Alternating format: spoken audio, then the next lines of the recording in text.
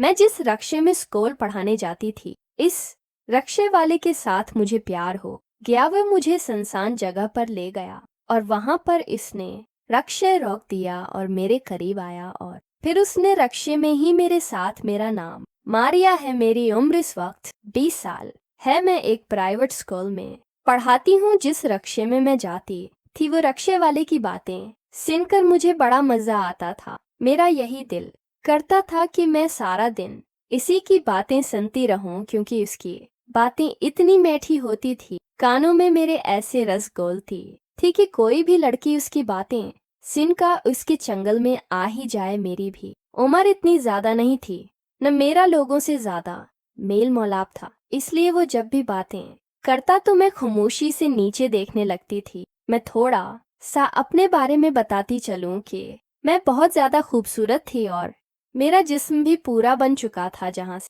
मुझे मोटी होना चाहिए था, मैं वहीं से मोटी थी, और जहां से मुझे पतली होना चाहिए था, मैं वहां से पतली थी। जिस्म बिल्कुल मुलायम मलाई की तरह से था। मेरे गाल सेब की तरह चमक रहे होते थे, बड़ी बड़ी पलकें, काले बाल। ये यूं कह लें कि मैं पूरी क़यामत थी उस लिए। कोई भी मेरी तरफ देखता तो वो अपना दिल हार बैठता था। रक्शे वाला, जिसका नाम ज़ेशान था, वो भी दिखने में काफी प्यारा और खूबसूरत था। जैसे मैंने पहले बताया कि उसकी बातें बहुत मीठी होती थीं। मुझे तकरीबन घर से स्कूल तक आधा घंटा लगता था। मैं सारा वक्त उसी की बातें सुनती रहती थी। मुझे उसकी बातें सुनकर बड़ा मजा आता था। सुबह भी उसकी बातें सुनती और शाम में भी वो कहानियां सुनाया करता था। और हिंद संस्कर बातें क्या करता था, मैं रक्शे में अगली साइड पर बैठी होती थी। वो शीशे में से मेरी तरफ देखता रहता था। मुझे उसका देखना बहुत अच्छा लगता था। मेरी रूह तक को सुकून पहुंचता था जब वो मेरी तरफ देखता था।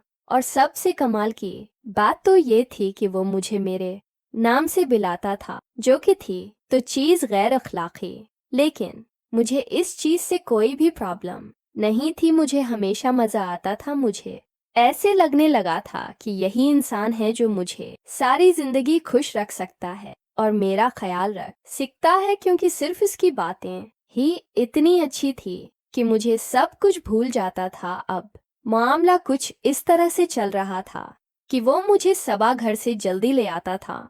मेरे स्कूल खुलने से पहले ही वो मुझे स्कूल पहुंचा देता था और फिर खुद मेरे पास खड़ा हो जाता था और हम बातें क्या करते थे। मैं पहले तो बातें नहीं करती थी, लेकिन अब मैं भी आहिस्ता आहिस्ता इसकी बातों का जवाब देना शुरू कर दिया था। काम लेने लगी थी। वो दिमाग चला रहा था।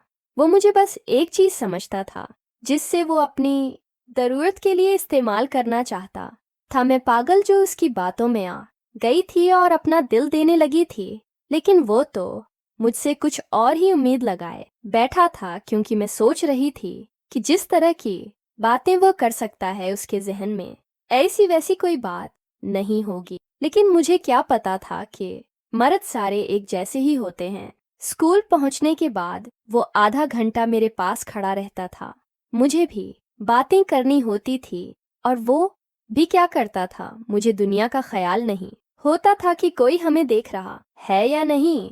इससे मेरा भी दिल लगने लगा था। हम बातें भी कर लेते थे। और दूसरी चीज ये हो रही थी कि वो जब मेरे पास खड़ा होता था तो मैं खुद को बहुत महफूज महसूस करती थी। हम ये सारा कुछ कर रहे थे। हमें ये लग रहा था कि कोई हमें नहीं देख रहा, लेकिन हमारे स्कूल का प्रिंसिपल बहुत ही तेज इंसान था। किसी ने जब देखा तो मुझे अपने ऑफिस में बुला लिया और मुझसे कहने लगा कि मैंने ये सारा कुछ देख लिया है और मेरे पास सीसीटीवी कैमरे में भी रिकॉर्ड हो चुका है। अब तुम्हारे पास दो ही ऑप्शन है, या तो तुम मेरी बात मान लो और ये सब चलता रहेगा, दूसरा ये कि मैं ये वीडियो तुम्हारे घर वालों को दिखा दूंगा, जिससे न तो तुम दोबारा इस लड़के से मिल पाओगी और दूसरा तुम्हारा जो हाल होगा। और तुम अच्छे से जानती हो मेरे घर वाले बहुत सख्त थे, इसलिए वो तो मुझे कभी दोबारा बाहर कदम भी न रखने दें। मैं डर गई थी।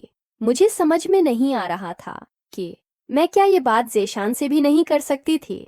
मैंने प्रिंसिपल सर की बात मान ली और मैं उनके पास इनके ऑफिस में चले गई थी। बस मुझे अपने प्राइवेट रूम में लेकर चले गए थे और वहां पर उन्होंने जो डिमांड की थी मैंने वो डिमांड उनकी पूरी कर दी थी। वो अपनी डिमांड पूरी करने के बाद मुझे जाने के लिए कहने लगे। मैंने कहा कि सर, मैं आपके आगे हाथ जोड़ती हूँ कि रक्षे वाली बात किसी को नहीं बताएगा। उन्होंने कहा कि रक्षे वाली तो मैं किसी को नहीं बताऊंगा, लेकिन अब मेरे पास तुम्हारी असला वह वीडियो भी आ चुकी है। अगर तुम मेरी डिमांड हर बार पूरी नहीं करोगी तो मैं ये वीडियो सब लोगों को दिखा दूंगा। अब मैं मजीद गहरे जाल में फंस चुकी थी। एक तरफ ज़ेशान जो कि मुझे अपना निशाना बनाना चाहता था और दूसरी तरफ प्रिंसिपल जो कि मुझे अपना निशाना बना चुका था। अब मेरी जिंदगी एक ऐसे मोड़ पर खड़ी थी कि जहां से मैं न आगे जा सकती थी न ही पीछे। अब मुझे बार बार यही कुछ करना होता था। अगर मैं इनकार करती तो भी मेरे घर वाले ये सारा कुछ देखने के बाद मुझे मार देते, और अगर मैं करती रहती तो मैं खुद अंदर ही अंदर मर जाती। इसलिए मैंने फैसला कर लिया था और वहां से नौकरी छोड़ दी थी। और आज मुझे नौकरी छोड़े हुए 2 साल हो चुके हैं और जो हरकत मैंने की थी उसका खमियाजा मुझे शादी के बाद भुगतना पड़ेगा। तो दोस्तों, मेरी आप सबसे गुजारिश है कि चाहे जो कुछ भी हो जाए, लेकिन अपनी इज्जत अपने गुरूर का सौदा न करें जो कि आपको सारी जिंदगी जीने नहीं देगा।